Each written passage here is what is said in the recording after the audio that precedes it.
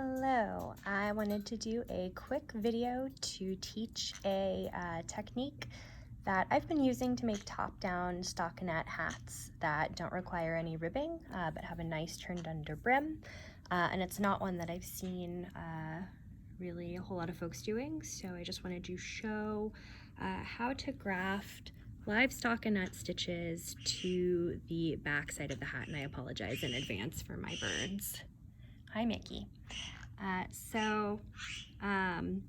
What you do is you turn your work inside out and you fold your stockinette area under, and then you take your threaded tapestry needle, and I'm using some scrap yarn just for visibility, but you would do this with the tail end of your yarn. And to get started, you first go through your knit stitch as if to knit, and this is kind of familiar if you've done some Kitchener stitching. And then what we're going to do is we're going to follow the path of a stitch along the row. We're basically just following the yarn over. So you can see we go up through the bottom of the stitch, follow the yarn of that stitch, pull it through, and then we're going to follow that yarn over. It comes back down through here.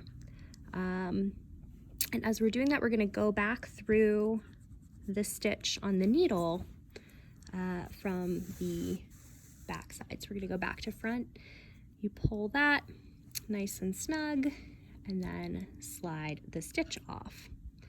So you continue doing that. You go through the stitch on the needle as if to knit, and then you can follow the yarn here in the hat that we were following along with. You go up through the bottom of the stitch, pull it through, and then following this stitch along here, we're going to go back down through the stitch on the needle, slide it off, and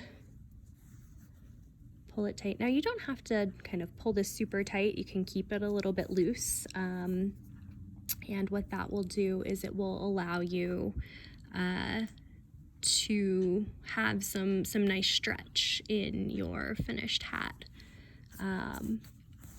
Makes a nice stretchy brim, and it is, provided you're doing it in your working yarn, practically invisible from the other side. Oops, my yarn slipped off my tapestry needle there, but you can see here we're kind of following along down the row, and we'll keep following this row here.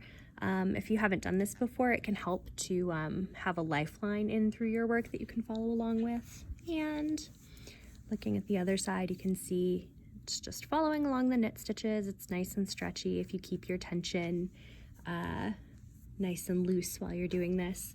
So you'll just follow along the whole of the brim there.